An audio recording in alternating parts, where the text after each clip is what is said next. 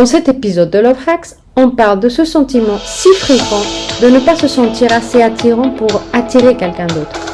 Et la raison pour laquelle cette impression vient de plus en plus souvent de l'insécurité et non pas de la réalité. On explore comment le manque de confiance peut nous faire nous fermer avant même qu'une rencontre ait lieu. Et pourquoi l'attraction ne naît pas de l'effort, mais de la capacité à se sentir bien avec soi-même. On aborde aussi le flirt, non pas comme une technique à apprendre, mais comme quelque chose de naturel, qui naît de la présence, de la curiosité et d'un intérêt sincère. Quand on arrête d'essayer d'impressionner et qu'on commence simplement à être présent, la connexion change. Cet épisode montre comment la confiance et l'attraction sont profondément liées et comment travailler sur l'une transforme naturellement la façon dont on crée un lien avec les autres. Bienvenue ce soir dans Love Hacks en français.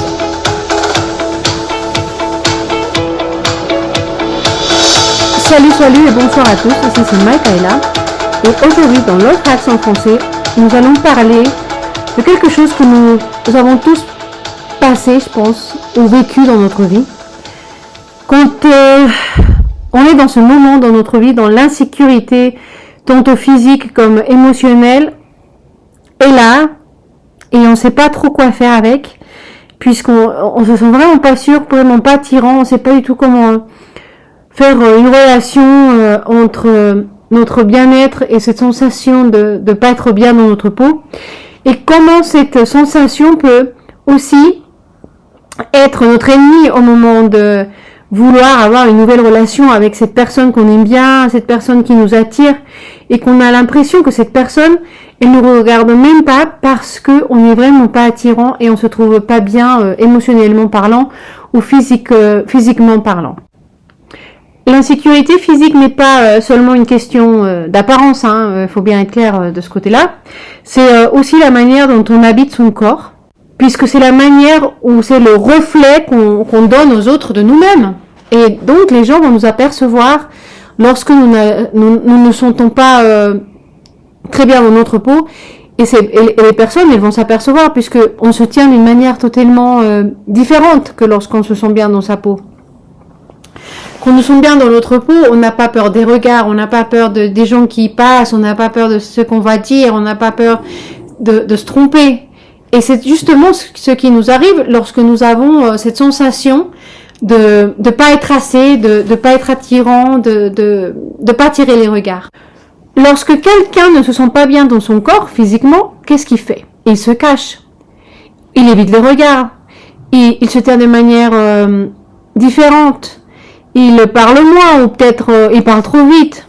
Ou nous parlons trop vite, parce que lorsqu'on est devant quelqu'un qu'on aime bien, on a cette tendance d'être nerveux et notre nervosité nous fait parler beaucoup plus vite.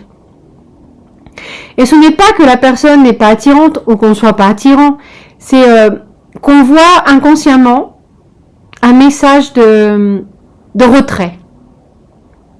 Dans lesquels on le... Alors lorsqu'on est à la recherche d'un partenaire, ce retrait est souvent interprété par un manque d'intérêt ou de disponibilité. Puisqu'on se cache, on veut pas trop montrer, on a peur de se tromper, on a peur que cette personne soit capable de voir ce qu'on n'aime pas chez nous, ou cette partie de notre corps qu'on veut cacher, ou on se sent vraiment pas bien. Alors souvent ce qu'on fait aussi, c'est que on essaye de trouver des vêtements qui cachent les parties qu'on n'aime pas, et des fois, on se rend pas compte qu'en faisant ça, on cache carrément tout. Parce que peut-être que ce que nous n'aimons pas chez nous, c'est vraiment ce que cette personne aimait bien au début, ou qui a été attirée par nous à cause de cette raison, cette partie de notre corps. Peut-être que cette personne trouve plutôt bien et que nous, on n'aime pas du tout, alors on la cache. Et on fait la même chose lorsqu'on a peur de montrer qui nous sommes. On a tendance à se cacher, et je crois que cela, on en a déjà parlé aussi, lorsqu'on essaye de paraître être différemment à ce qu'on est, et on commence à montrer une face de nous qui est fausse, et que en fait cette personne qui est en face de nous, elle commence à se retirer peu à peu, puisque évidemment, puisqu'on n'aime pas cette partie de nous, on la cache, et peut-être, encore une fois, c'est cette chose-là qu'on nous essayons de cacher de notre façon de penser, de parler, de nous exprimer, de nous habiller avant, et ben c'est justement ce que cette personne a trouvé de bien, et qui aimait chez nous, et nous, maintenant, on la cache. Mais l'insécurité émotionnelle, elle est plus difficile à réparer, et elle est aussi beaucoup plus limitante. Là, on parle plutôt de cette peur à déranger, cette peur d'être trop ou demander ou être aperçu comme quelqu'un qui demande trop, la peur d'être rejeté si on montre notre intérêt à cette personne. Tout cela, eh ben, ça, évidemment, ça nous aide pas du tout à trouver une relation puisque cette personne ne va pas le prendre comme quelqu'un qui a peur ou qui est en train de souffrir une insécurité émotionnelle, mais ça va plutôt se voir comme un manque d'intérêt. Et tous ces petits détails qu'on se rend pas compte, et ben en fait, ça rend beaucoup plus compliqué l'interaction entre vous et ou la personne que vous voulez être avec, ou avec la personne que vous avez en face de vous, puisque les signaux, eh ben, ils vont pas être les corrects, ils vont pas être aperçus de la bonne manière, et donc tout ça va difficulter que la personne en face de nous voit comme une personne attirante, une personne avec qui on a envie de sortir, une personne avec laquelle on a envie de passer du temps, puisque on est en train de lui faire voir quelque chose avec des messages erronés qui lui disent bon bah c'est peut-être un manque d'intérêt ou c'est pas ou tu me plais pas en fait, et c'est pas du tout ce qu'on veut transmettre à cette personne. Et évidemment, en même temps, eh ben ça va aussi avoir une influence dans avec notre manière de flirter, puisqu'on va être hésitant, on va se retenir, puisqu'on va avoir peur de faire sentir cette personne agressée, ou peut-être on va se trouver dans une position où la personne va penser qu'on était trop direct, ou peut-être trop sexuel, ou... Donc on s'arrête, on n'arrive pas à flirter de la manière correcte. Et souvent, avant même que l'autre puisse répondre, on s'est déjà retiré sur soi-même. Et donc voilà, c'est pour ça que ces signaux sont si importants, parce qu'en fait, au moment de faire ça, eh ben, on donne carrément une impression complètement différente à celle qu'on veut. Et puis là, on se demande, mais pourquoi mon flirt ne fonctionne plus? Eh ben, c'est parce que le flirt a besoin de l'élégance et de la légèreté. Ça a besoin d'un rythme, ça a besoin d'être des fois quelque chose de très direct, mais des fois quelque chose de très subtil. Flirter, c'est pas si facile que ça, mais si on ne se sent pas dans la bonne capacité de le faire parce qu'on a l'impression que ou on a décidé ou on se sent pas attirant du tout, eh ben évidemment ça va pas passer de la manière correcte.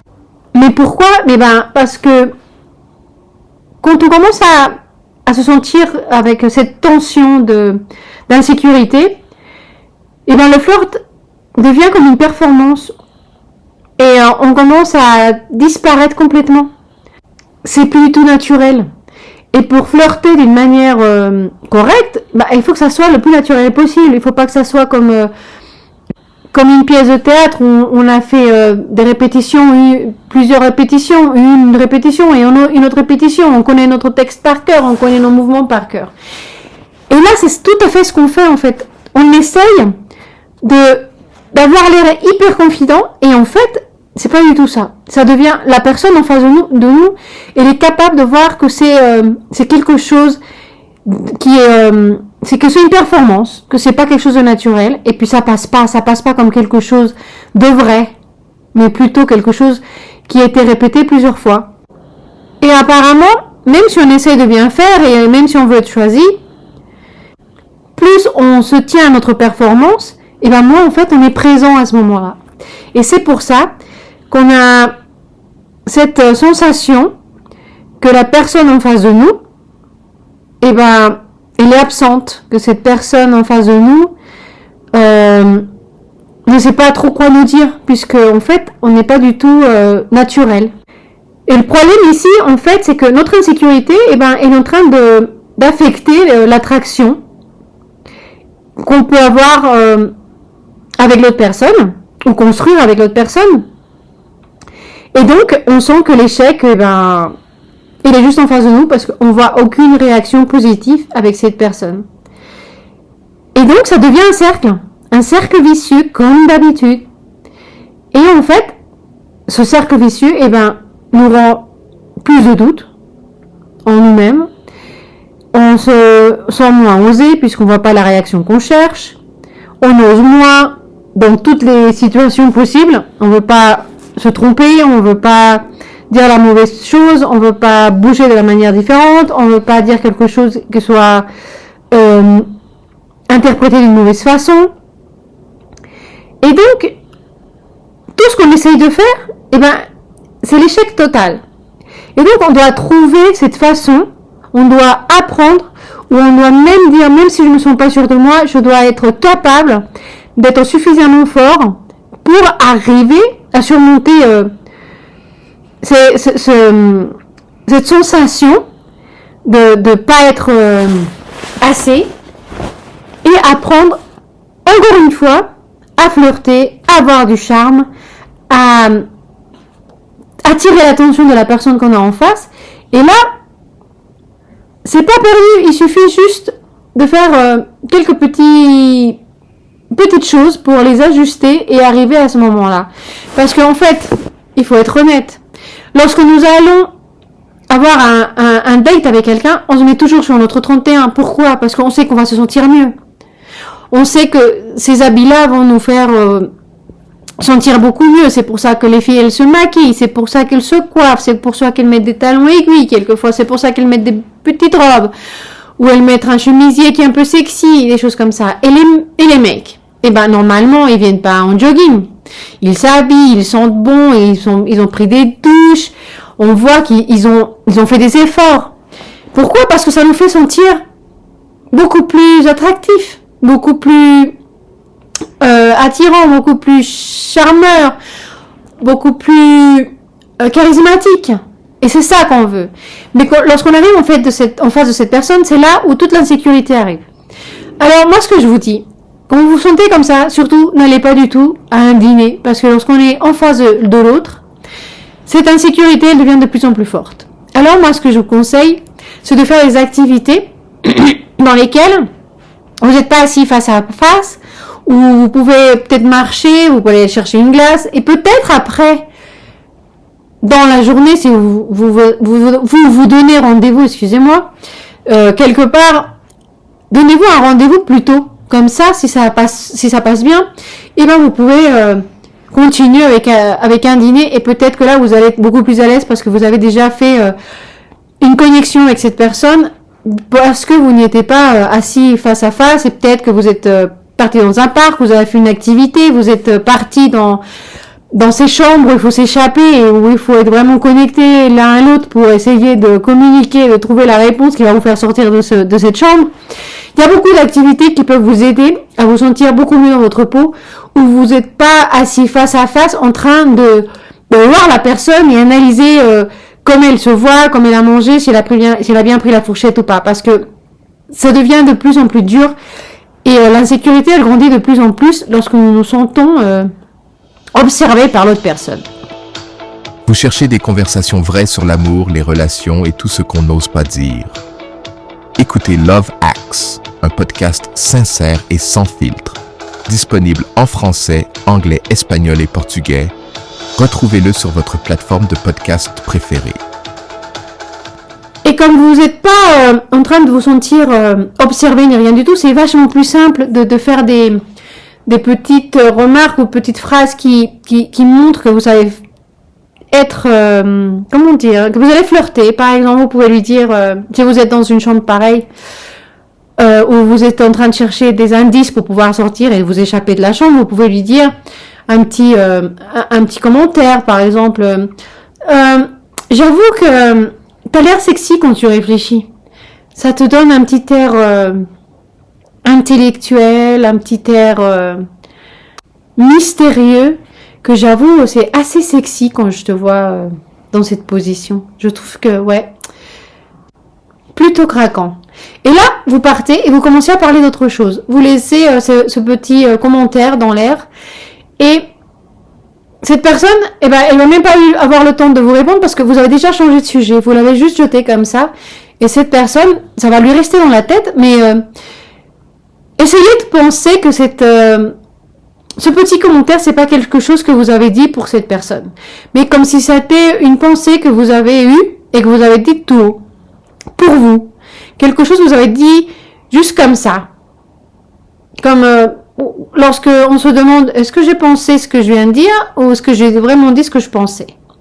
Comme un commentaire juste personnel, pas pour lui, pas pour avoir une réaction, pas pour avoir une réponse, mais plutôt un commentaire en l'air, comme ça, pour vous, et continuer à faire le jeu et trouver les indices, ou changer le sujet par rapport à ce que vous êtes en train de faire. Moi, je vous dis, ça marche très très bien, et ça donne aussi un tournant à la situation, puisque cette personne, elle va se dire, tiens, elle pense, et elle me voit d'une manière différente, elle me voit d'une manière plutôt sexuelle, on va dire.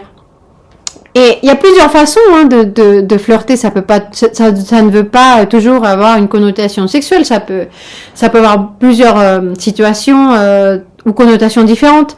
Mais ce que je veux vous essayer, ce que j'essaye de vous dire plutôt, alors excusez-moi, j'ai du mal aujourd'hui, c'est plutôt de vous faire comprendre que pour être capable de flirter avec cette personne, vous n'avez pas besoin d'être assis face à face dans un restaurant ou des choses pareilles. Vous pouvez le faire de tellement de manières différentes. Ça peut être un texto, ça peut être tellement de choses. Ça peut être par téléphone, ça peut être cette personne vous a appelé. Ça peut être en face au moment de dîner. Ça peut être dans une activité. Il y a plein de moments, il y a plein de connotations. Il y a plein de manières différentes de faire voir cette personne que vous êtes attiré par elle, mais sans vraiment être si direct, mais de lui faire comprendre qu'il y a quelque chose dans l'air avec elle qui vous attire et qu'en même temps, en étant dans une activité dans laquelle vous êtes en train de faire beaucoup de choses parce que, par exemple, vous êtes dans cette chambre, vous devez vous échapper en cherchant des indices, et ben, vous n'êtes pas concentré par rapport à si vous vous sentez bien dans votre peau ou pas. Vous êtes dans le jeu, vous êtes en train de chercher une sortie de cet endroit et vous n'êtes pas en train de mettre tout votre focus dans cette partie du corps que vous n'aimez pas ou dans faire attention à dire quelque chose erroné puisque vous êtes dans une dynamique complètement différente. Donc, en même temps, ça va vous aider aussi à vous sentir beaucoup plus sûr de vous-même. Autre chose que vous pouvez lui dire, c'est que c'est bien qu'il habite pas très près de chez vous parce qu'en fait, le fait de vivre près de chez vous, ça pourrait emmener à avoir beaucoup de problèmes puisque vous serez trop près de l'un de l'autre. Et ça fait un commentaire comme ça, genre heureusement qu'on n'est pas voisins parce que sinon on passerait le temps l'un avec l'autre et ça pourrait être dangereux. Peut-être qu'on pourrait déménager ensemble. Des choses comme ça. En réalité, ce qu'on fait ici, c'est jouer avec les mots, mais d'une façon plutôt coquine, mais sans aller très loin. Ce que je veux dire, c'est qu'il y a beaucoup de manières de faire voir cette personne que vous la voyez d'une manière différente, pas juste d'un ami, pas juste, mais de quelqu'un dans lequel vous avez un intérêt un peu plus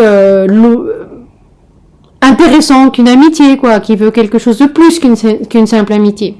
Et il y a beaucoup de façons de le faire. Il y a beaucoup de petits messages ou de façons à le faire parce que c'est pas la même chose de dire à quelqu'un j'aime bien la robe que tu portes, elle te va bien, à lui dire ah t'as l'air canon dans cette robe.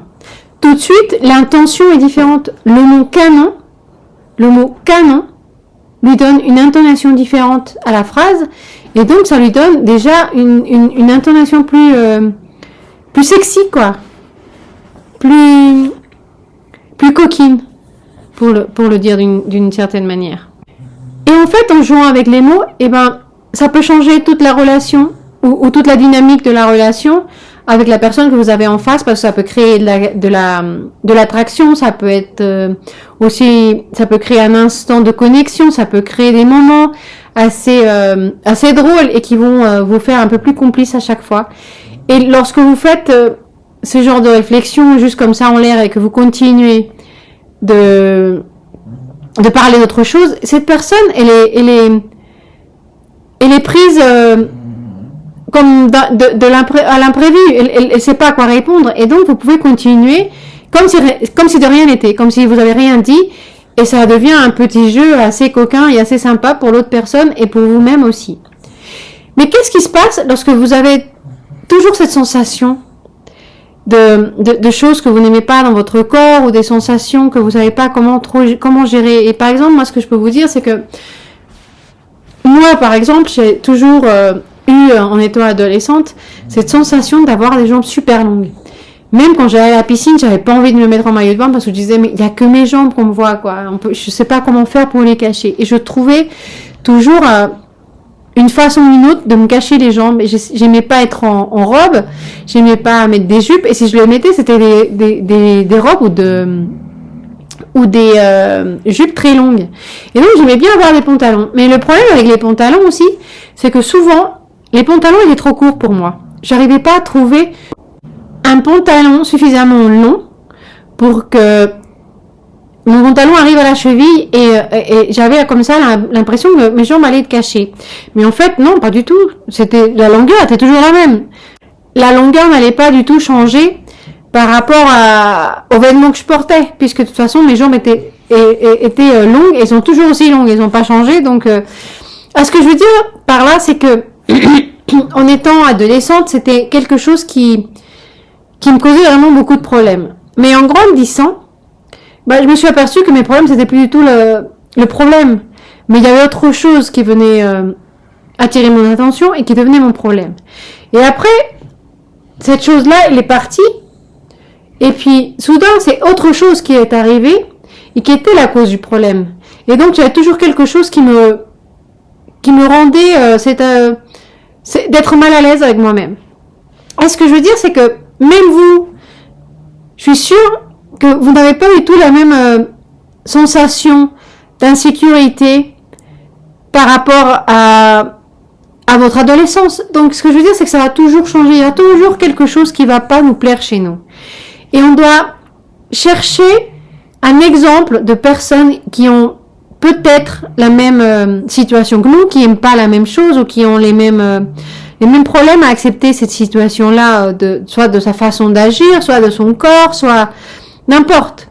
Et d'essayer de comprendre comment cette personne est arrivée à surmonter cette situation, ce complexe ou cette chose qu'elle n'aimait pas chez elle. Et comme ça, nous, on peut aussi essayer de copier ou de trouver d'une certaine manière similaire à cette personne, à ne pas être fixé sur cette chose. Puisqu'on va toujours avoir une fixation sur quelque chose de nous, parce que c'est comme une chirurgie esthétique. Lorsque quelqu'un commence à changer quelque chose de son visage, au moment qu'il a changé cette partie-là, il y a autre chose de son visage qui cloche, puisque ça ne va plus du tout avec l'harmonie qu'il y avait avant. Donc, on va essayer d'améliorer cette partie, et c'est un cercle vicieux. On n'ira jamais, on finira jamais à fixer quelque chose qu'on n'aime pas. Mais, si on travaille sur cette petite partie en trouvant des exemples des personnes qui ont surmonté ces choses-là d'une manière qui ressemble à la nôtre, évidemment, on va se rendre compte que c'est pas si grave que ça et on sera capable de changer cette vision qu'on a sur nous-mêmes. Il faut comprendre aussi qu'on a cette tendance à se fixer sur les choses que nous n'aimons pas de chez nous, au lieu de voir les choses positives chez nous. C'est vraiment un comportement humain, mais je pense que si on se fixait plus sur les bonnes choses que nous avons, au lieu des choses que nous n'aimons pas, ou nous aimons pas chez nous, ou qui nous déplaisent, on aurait quand même une vie beaucoup plus simple, une vie dans laquelle on serait moins préoccupé par les choses que les autres pourraient voir de chez nous qu'on n'aime pas, et que peut-être ces gens-là vont les voir puisqu'on est tellement fixé sur elles qu'on va leur faire voir ce qu'on n'aime pas chez nous, et ils vont rater les choses que nous aimons, les choses qui sont bien, puisque on est tellement fixé à cacher ce qu'on n'aime pas qu'on oublie de montrer vraiment ce qui est bien chez nous. Toutes ces qualités qu'on a, on les oublie, on les met aux oubliettes et on les montre pas. Et c'est là où le sabotage arrive, et c'est pour ça qu'on a tant de mal à à se faire noter quelquefois. Et c'est peut-être pour ça que la personne qui est le centre d'attention dans la soirée, qui est peut-être petite et pas très attirante, et qui est peut-être pas très belle, mais elle a cette qualité de faire voir aux gens les choses qui sont très bien chez elle. Et c'est pour ça qu'on va dire que la personne qui est au bar, ou l'homme qui est au bar, qui est plutôt gros avec un gros ventre, attire tout le monde et est hyper charismatique et c'est le centre d'attention de tout le monde, et ben a plus de gens autour de lui que la personne qui était super fit et le mec qui ressemble à un mannequin. Parce que la personne avec le gros ventre, je dis pas ça d'une manière péjorative, hein, je dis comme un exemple, est beaucoup mieux dans sa peau que l'autre avec son six-pack, avec tous les muscles et qui ressemble à un mannequin, parce que cette personne est tellement fixée sur son physique qu'elle a peur de montrer qui il est en réalité. Il veut juste montrer son physique. Et l'autre, en fait, il s'occupe pas de son physique, mais il a cette capacité de montrer qui il est, qu'il est sympa, qu'il est drôle, et c'est pour ça qu'il attire plus de gens, parce que il s'occupe pas d'autre chose. Il sait peut-être que physiquement il est pas vraiment attractif ou quelqu'un de beau, mais il sait qu'il a une personnalité qui peut montrer, parce que c'est vraiment son point fort. Et c'est là où on voit toute la différence de ces personnes. Et c'est pour ça que l'autre personne, même si c'est pas le mannequin du magazine Vogue, eh ben a toute l'attention. Et c'est pour ça que tout le monde veut être avec cette personne. Et c'est pour ça que je vous dis que c'est vachement plus important de essayer de voir ce qui est bon en nous, nos qualités, et exploiter nos qualités, au lieu de nous fixer sur nos défauts et les choses que nous n'aimons pas chez nous, et de les cacher, parce qu'à la fin, l'effet est complètement contraire à celui qu'on cherche. En conclusion, les amis, si vous avez l'impression que chercher un partenaire est devenu épuisant, c'est peut-être pas parce que vous n'êtes pas attirant, c'est parce que vous êtes trop concentré à cacher vos défauts, à cacher ce que vous n'aimez pas chez vous, ou ce que vous considérez des défauts qui peuvent être pour l'autre personne en face de vous, ce qui les attirait au départ. Donc, moi, je pense que déjà, il faut vraiment essayer d'arrêter ce sabotage interne et de commencer à travailler sur nos qualités et à les apprécier et à les faire voir au monde entier.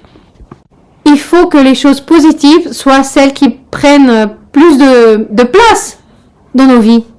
Il faut qu'on commence à les placer au bon endroit et au bon moment, et comme ça, l'autre personne en face de nous, elle va nous voir comme une personne beaucoup plus attractive, beaucoup plus intéressante. Et toute la dynamique, au moment de chercher un partenaire, va carrément changer. Il faut apprendre à mieux flirter, évidemment. Le plus naturel ça soit, ça sera le mieux. Et tout à l'heure, je parlais de parler trop vite et tout ça. Lorsque nous sommes en train de flirter avec quelqu'un, et on commence à parler trop vite, et ça donne tout à fait aussi un effet contraire, parce que lorsqu'on est en train de parler trop vite, c'est très compliqué à se montrer passionné. Ça dépend aussi. Bon, des fois, quand on est passionné, on parle vite, mais on parle avec de la passion. On parle pas avec un ton nerveux. On parle d'une façon où on est en train de transmettre la passion qu'on ressent à ce sujet, à cette personne. Donc cette personne, elle va nous voir, même si on parle vite, d'une façon différente. Elle va dire, oh là là, cette personne, elle est vachement passionnée. Et ça va changer aussi la dynamique. Mais par exemple, si vous commencez à faire un commentaire, comme je vous disais, par rapport à une situation dont vous trouvez cette personne attirante parce que vous trouvez que la façon où il met ses mains quand il réfléchit, c'est sexy, vous pouvez lui dire d'une façon plus lente, plus réflexive. Parce que si vous le dites vite fait, ça va pas passer, ça va pas faire un effet naturel. Quand vous dites à quelqu'un, tu sais, quand tu penses, tu mets tes mains sur ton visage d'une manière assez sexy, je trouve. Ça te donne un air tellement culte et mystérieux à la fois. Oh, j'adore, t'as vraiment l'air sexy. C'est pas du tout pareil à lui dire, ah, tu sais, la façon dont tu mets les mains quand tu réfléchis, ouais, c'est vrai, ça donne un air sexy, attirant, et puis en plus, un air mystérieux. Bah, ça fait pas du tout le même effet, nous sommes d'accord, ça fait pas quelque chose qui va attirer votre attention. Ça va faire un truc bizarre. Donc c'est pour ça que je vous le dis, le tempo est très important. La façon dont vous parlez est importante. Et surtout que ça ne devient pas non plus un truc monotone. Qu'est-ce que je veux dire? C'est bien avoir des changements de rythme, des moments où vous parlez un peu vite, des moments où vous êtes un peu plus posé, des moments où vous êtes un peu plus réflectif. Ça donne une dynamique différente. Et ça change aussi toute la dynamique de la conversation avec la personne que vous avez en face. Et c'est pour ça que des fois, on a l'impression que lorsqu'on est dans notre premier date avec cette personne, on n'a pas eu cette sensation de connexion parce qu'on était tellement nerveux qu'on a essayé d'être d'accord avec cette personne et on commençait à faire des réflexions très vite pour lui dire oui, nous sommes d'accord. Et en fait, ça passait pas, ça faisait pas vraiment un échange réel. Ça faisait un truc assez bizarre et ça n'a pas passé. Donc, c'est pour ça que je vous dis que c'est important de flirter avec le tempo important. C'est comme la musique. La musique aussi, elle peut devenir sensuelle. Vous le voyez dans les films, lorsque vous avez une ambiance où la personne est dans un dîner romantique, la façon où il se parle, ou la façon où une personne lui dit, tu sais, j'ai un plan pour toi et moi, ce soir. Et ce plan, eh ben, il va avec une nuit et une chambre dans le Four Seasons, après un bon et beau dîner romantique. Et tu sais, on peut même faire un jeu de rôle. Ce soir, tu vas être Damien, l'homme d'affaires sexy qui arrive en ville. Et moi, je vais être Cécile, la fille qui s'ennuie et qui cherche quelqu'un d'intéressant, avec qui avoir une conversation plutôt profonde. On voit bien que la musique, c'est pas une musique rapide, une musique de rock'n'roll, c'est plutôt une musique plutôt calme, plutôt sensuelle, plutôt avec un tempo différent, un tempo qui invite à la séduction. Et c'est ça que je veux vous faire comprendre. La façon dont on se communique, la façon dont on va parler, la façon dont on va montrer comme si on est passionné par quelque chose, si on aime quelque chose, si on est en train de flirter, le temps, le rythme, tout ça est vraiment très important et ça passe d'une façon naturelle. Et l'autre personne, elle va connecter beaucoup plus que avec l'exemple que je vous ai donné antérieurement de quelqu'un qui parle trop vite tout le temps. Ça va pas créer une connexion, mais si vous êtes capable de trouver un rythme qui change, qui monte, qui descend, qui change constamment, mais qui change constamment, mais qui est quand même aligné dans le contexte, eh ben ça va très bien se passer. Je vous le garantis.